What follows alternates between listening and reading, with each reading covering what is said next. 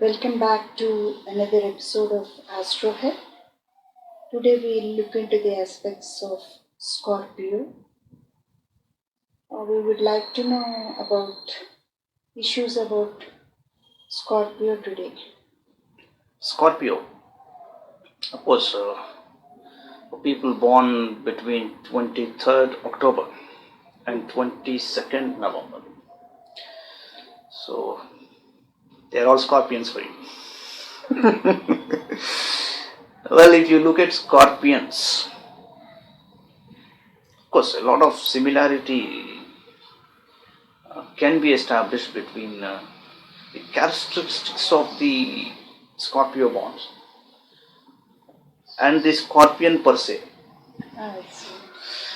What does the scorpion do? It burrows itself, it keeps digging, and it's a very shy creature.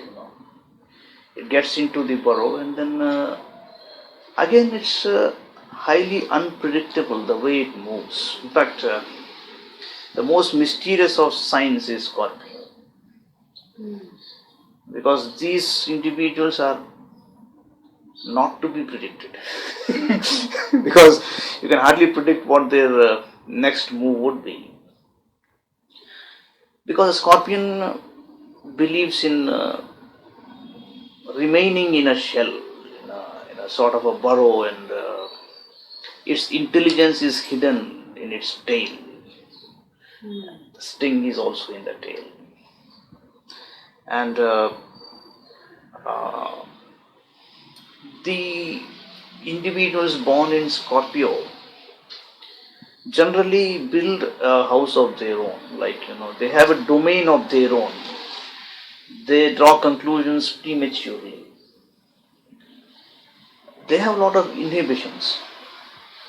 Again, they have somebody as an idol too early in their life and cannot outgrow those inhibitions, and outgrow those people, and then think in a broader manner, because the Scorpios are really quite intelligent, but the problem with them is that they should never be left alone. And if that happens, they are subjected to deep depressions. And you can see the scorpion, just when you thought it was moving straight, it suddenly turns to the right. And suddenly it doesn't move at all. So, the scorpion for you, and one tendency is to rely too much on their intelligence, and they have very hard conclusions which they make, which they are not going to amend in the future at all. There's one quality which takes them backwards, because they cannot outgrow their own thoughts, and that happens mostly because they believe in going further deep than leaving the subject there itself and then going towards the next direction. That's a problem, because on a number line, if they have seen -10, it is very difficult for them to come back to 0 or to go to +5. So anything which is again progressing from -10 will remain below 0. That's a problem. But they are lovable people, basically, and most often than not, because the owner of this sign is Mars, that is Kuja, they have this masculine feature with them. Almost the females are also having a lot of masculine qualities in them. They believe and like a lot of fight. They have combats. They like a lot of combat, and they are also artistic, and some of the finest microbiologists or doctors or those into gynecology or surgery come from Scorpios. And some of those who do these mysterious investigations, like the CIDs or the detectives, they also come from Scorpio. Because the tendency is that what doesn't strike others in the normal course, that goes with them because of their domain the life they lead is mostly in their own domain, and then it's like they just draw or attract a feature into their own domain and then start analyzing it like the pathologist who does in a laboratory. That's Scorpio for you. But then normally those born in the sun sign of Scorpio, uh, they have a deficiency of calcium sulfate. Calcium sulfate. That's a salt which is lacking in them, because this is a very very important salt. Also important, but this one is so important because it acts on the functioning of the other hormones in your body. Especially people have catarrh or skin problems, and mostly if calcium sulfate is lacking, uh, it can be present anywhere, like the bones, the teeth, blood, muscles, all those areas. But then if there is a deficiency which is not uniform, that can create a situation known as seizures in the brain. So those who suffer from deep depressions and sudden unpredictable behavior have this deficiency of calcium sulfate. So the homeopathy doctor would always advise something like calcareous sulf. Calcareous sulfate. Yeah, 3x daily. 3x. Yes, if administered very early in their life, right from their childhood, a lot of problems can be solved. And in fact, this is one remedy which most people have used with profit. And to a great degree of accuracy, I can claim that the behavior of the brain, for instance, is still a peculiar one, because not many have come to real terms with this. Though we have some advancements in neurology, but what creates a refractive seizure, or how come one small problem in the hormonal development leads to something else in the brain, is not something where science has made real advancements. But one claim is very clear, that is that a deficiency of a salt, for example calcareous sulfate, if it is corrected early, certain syndromes which develop later in life, because hormonal functions are evident only after a certain age, especially in girls, and the further cascading effects of hormonal imbalances can also be corrected by the correction of just one salt, that is calcareous sulfate. So that is calcium sulfate, which in homeopathy is known as calcareous sulf, that is administered to a person. So I would suggest calcareous sulf for all those born in Scorpio. And one general remedy for all Scorpions is, don't live in your burrows. Always come out, and never be alone. Don't subject yourself to yourself. Subject yourself to somebody else who is more cheerful and more active than you. And be self-sufficient at the same time, and do a variety of activities. And if you move around and you're active in life, a lot of this can be solved, because some of the most depressed people come from Scorpio. And one should understand that all other ramifications are because of being alone and restricting yourself to just your own childhood or adolescent experiences. That is the difference between Scorpio and other signs. Now we were talking about the anaretic planets, right? The planets which are in the 29th or 30th degree of the sign. So we have seen Mercury the last episode. Today we will see Mars. That is, coincidentally, he happens to be the owner of the Scorpio, and of course he owns Aries and Scorpio, Mesham and Vrishchikam. Well, Mars is the planet of activity, the uh, the planet which gives you the upfront movement and moving into action. That is a phenomenon of Mars. But if Mars is placed in the 29th or 30th degree of any sign for that matter, and you will see that the person is moving out, but then he's all decided, but then he doesn't move into action. He recedes, he holds back, and then after some time you see that people who are ill-equipped, not so intelligent, they just overtake. Okay. So when an astrologer finds such a phenomenon in a horoscope, he should look for Mars, whether he is and study whether Mars is in the Anaretic degree. And if that happens, and again, if Mars is in an Anaretic degree and the person is from Scorpio for that matter, you will see a lot of abscesses on the body. He'll be suffering from frequent injuries, like even a small injury would become big, and slowly that sort of prone to accidents. Those sort of things are always available, and in fact, in some cases, the person gets into trouble by saying the wrong thing at the right time and the right thing at the wrong time.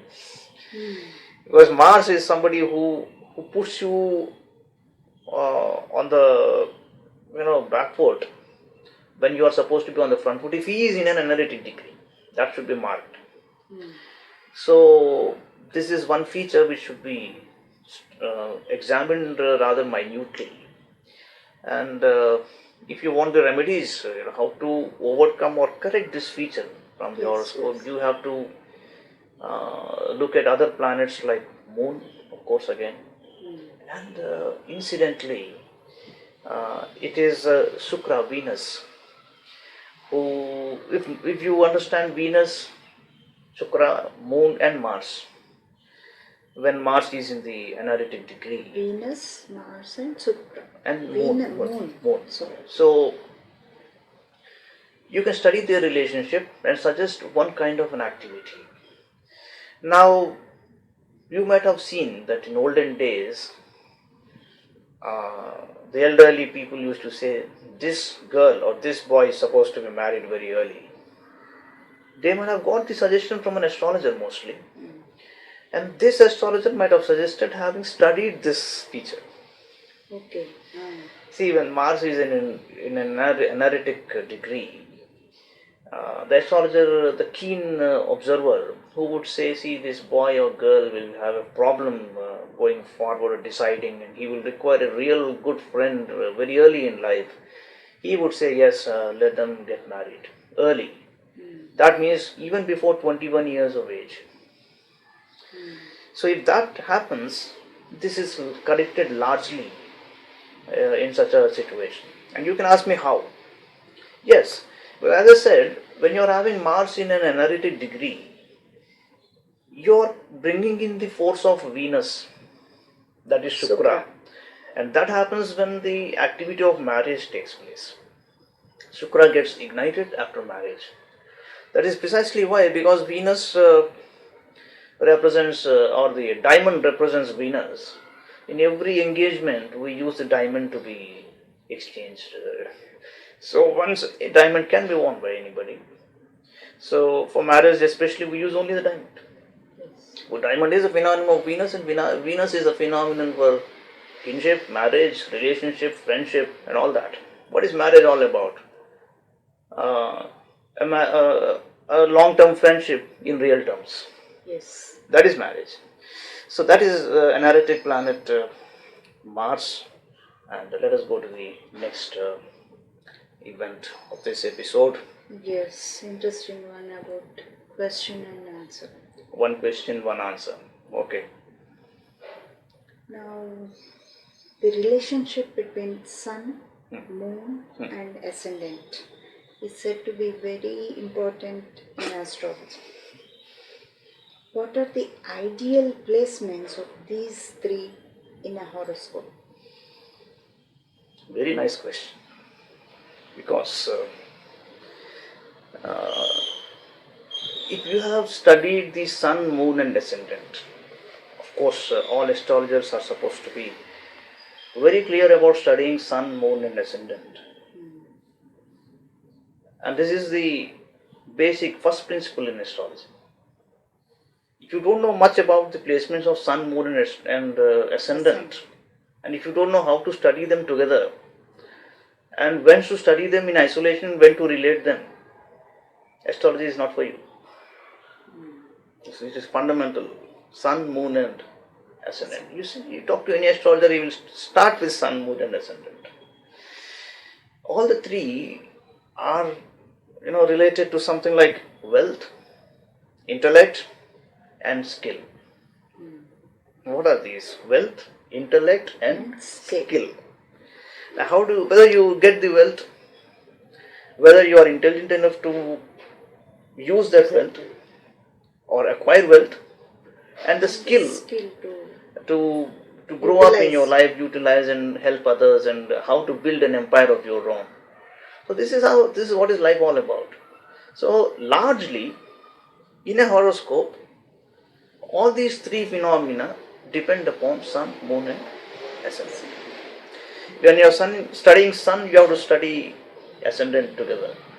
The Lord of Ascendant, that's a permutation. That is a factorial. If you are studying moon, you have to look at the sun again. You simply can't say my moon is here, my Rashi is this, so my life is this. No, that's not the case. So, it depends on how. See, every astrologer holds a torch. You press a button, the beam will come out. But where he focuses, that determines whether he is a good astrologer or a bad one. So the focus should start from sun, moon, and ascendant. So that's a statement I would like to make. And let's see about ascendant later. But let me tell you that between the sun and moon, how do you go about it? Now, when I said wealth, intellect, and skill, this includes health also. What's the problem? What is the purpose of having all? Yeah. So all the three, you have all the three with you, and health is not too good. Doesn't make sense. So because Ravi, sun, is the one who gives health, is a health giver to you. So the connection between moon, mind, and sun, who is the Pitrukaraka and the Tanukaraka and the Atmakaraka. And when you juxtapose sun and moon with the ascendant, you get to know a lot about the individual. Now, supposing the moon is in 1, 4, 7 and 10 from sun. That is, if you count from sun where the moon is, including the place where sun is, the mathematical manner, and the moon is in 1, 4, 7 and 10, it is supposed to be a below par situation, where all these three come with a lot of difficulty and the person faces a lot of hurdles. 1, 4, 7 and 10 known as Kendras, which means that if the sun is with moon, it's no good. Similarly 4, 7 and 10. So the moon should be out of these basically. And if the moon is in 2nd, 5th, then 8th and 11th from the sun, that is Ravi, it is mediocre, it is medium. That is, he does get them, but it's not too happy about it, because when are you really happy? When everything comes to you without great in time. And secondly, whether you have the potential or not. See, the person's potential is determined from sun, moon and ascendant. Other things come and go. If these three are near about, for instance, let me say if the moon is in 3rd, 6th, 9th and 12th from the sun, that's the best position of the moon. So 3, 6, 9 and 12. So that is what is very important. So one should judge sun, moon and ascendant. In the next episode, we will discuss the ascendant also, because it's a big subject. Okay. But today we will see only between Ravi and moon. If moon is in the 3rd, 6th, 9th and 12th from the position of sun in a horoscope, the person has a lot of potential. For all the three, wealth and health, intellect and of course skill. So whether he realizes that potential or he has the yogas, one should see the relationship between the other planets and in the planetary periods like the transitions and of course the transits as well. In relation to these three, where moon is acting in the current time, that gives him those opportunities. So it's a big study, but then this is how it should be looked at. So in the next episode we will move on to Sagittarius. Yes. Thank you. Thank you.